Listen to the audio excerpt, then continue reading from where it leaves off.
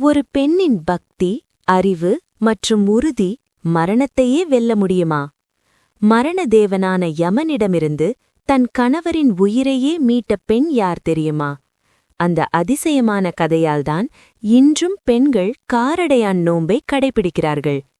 பழைய காலத்தில் மத்ரி தேசத்தை ஆட்சி செய்த அஸ்வபதி என்ற மன்னர் இருந்தார். அவர் மிகவும் நீதிமானும் நல்ல ஆட்சியாளரும்தான். ஆனால் அவருக்கும் அவரது மனைவிக்கும் பல வருடங்களாக குழந்தையில்லை. இதனால் மிகவும் வருந்திய அஸ்வபதி மன்னர் இறைவனை நோக்கி கடுமையான தவம் செய்ய ஆரம்பித்தார். அவர் சாவித்ரி தேவியை நோக்கி பல வருடங்கள் பிரார்த்தனை செய்தார். அவரது தவம் மற்றும் பக்தியால் மகிழ்ந்த சாவித்ரி தேவி அவருக்கு அருள் தந்தார். அவர் கூறினார், "உனக்கு ஒரு மகள் பிறக்கும். அவள் மிகவும் புத்திசாலி, தைரியசாலி, தர்மவதியாக இருப்பாள்." அதன்படி சில காலத்தில் அஸ்வபதி மன்னனுக்கு ஒரு பெண் குழந்தை பிறந்தாள். தேவியின் அருளால் பிறந்ததால் அவளுக்கு சாவித்ரி என்று பெயர் வைத்தார்கள். சாவித்ரியின் குணம்: சாவித்ரி வளர வளர அழகு, அறிவு, பக்தி, தைரியம் எல்லாவற்றிலும் சிறந்தவளாக இருந்தாள். அவள் திருமண வயதுக்கு வந்தபோது தன் கணவரை தேர்ந்தெடுக்க உலகம் முழுவதும் பயணம் செய்தாள். ஒரு நாள் காட்டில் வாழ்ந்து கொண்டிருந்த ஒரு இளைஞனை அவள் பார்த்தாள். அவன் பெயர் சத்யவான். சத்யவான் உண்மையில் ஒரு இளவரசன்தான். ஆனால் அவரது தந்தை தியூமத்சேனன் தனது அரசை இழந்துவிட்டார். அதனால் அந்த அரச குடும்பம் காட்டிலே எளிமையான வாழ்க்கை வாழ்ந்து கொண்டிருந்தது. இதை அறிந்தபோதும் சாவித்ரி மனதில் முடிவு செய்தாள், இவர்தான் என் கணவன். சாவித்ரி தனது தந்தையிடம் சத்யவானை திருமணம் செய்ய விருப்பம் தெரிவித்தாள். அப்போது அங்கிருந்த முனிவர்கள் ஒரு விஷயம் சொன்னார்கள். சத்யவான் மிகவும் நல்லவன்தான், ஆனால் திருமணத்திற்கு பிறகு 1 வருடத்திற்குள் அவன் உயிர் போகும் விதி உள்ளது. இதை கேட்ட மன்னன் மிகவும் கவலைப்பட்டார். அவர் சாவித்ரியிடம் கூறினார், "மகளே, இன்னொருவரை தேர்ந்தெடு." ஆனால் சாவித்ரி அமைதியாக சொன்னாள், "ஒரு பெண் ஒருமுறைதான் கணவனை தேர்ந்தெடுப்பாள். நான் தேர்ந்தெடுத்தவன் சத்யவான்தான்." அவளது உறுதியை பார்த்து அஸ்வபதி மன்னன் சம்மதித்தார். திருமணத்திற்கு பிறகு சாவித்ரி அரண்மனையில் இல்லை. அவள் தனது கணவருடன் காட்டிலேயே எளிமையான வாழ்க்கை வாழ்ந்தாள். ஒரு இளவரசியாக இருந்தும் அவள் எளிமையாக வாழ்ந்தாள்.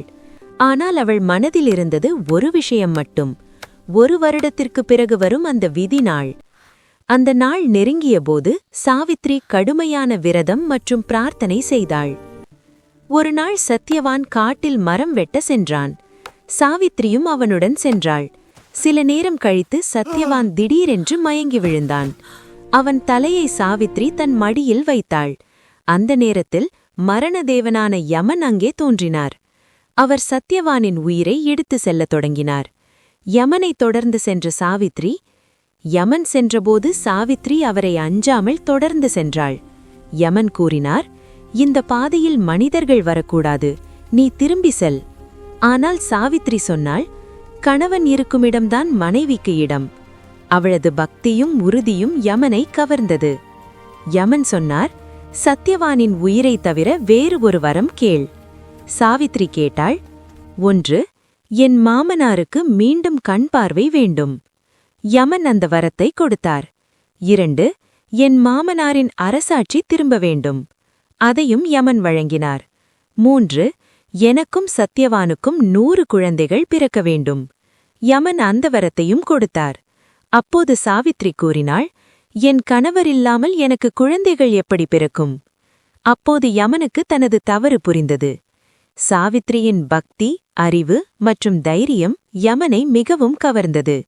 அவர் சிரித்து கூறினார், "உன் பக்தி வெற்றி பெற்றது." அவர் சத்யவானின் உயிரை மீண்டும் திருப்பிக் கொடுத்தார். காரடையான் நோம்பின் காரணம் என்ன? அந்த நாளில் சாவித்ரி விரதமிருந்தாள். அவள் காட்டில் கிடைத்த பொருட்களால் ஒரு எளிய நைவேத்தியம் செய்தாள். அவள் பயன்படுத்திய பொருட்கள்: அரிசி மாவு, காராமணி, வெல்லம், வெண்ணெய்.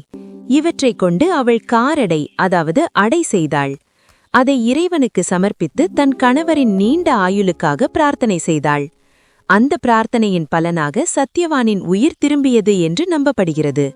அதனால்தான் காரடையான் நோன்பு. அன்று செய்த காரடை அடை காரணமாக காரடை பிளஸ் நோன்பு ஈக்குவல் டு காரடையான் நோன்பு. இன்றும் பெண்கள் அடை மற்றும் வெண்ணெய் வைத்து இந்த நோன்பை கடைபிடிக்கிறார்கள். பெண்கள் சொல்வதென்னவென்றால், உருகாத வெண்ணெயும் ஓர் அடையும் நான் வைத்தேன், ஒரு காலும் என் கணவர் என்னை பிரியாதிருக்க வேண்டும். ஒரு பெண்ணின் பக்தி, அறிவு மற்றும் உறுதி மரணத்தையே வெல்ல முடியுமா? மரண தேவனான யமனிடமிருந்து தன் கணவரின் உயிரையே மீட்ட பெண் யார் தெரியுமா? அந்த அதிசயமான கதையால்தான் இன்றும் பெண்கள் காரடையான் நோன்பை கடைபிடிக்கிறார்கள்.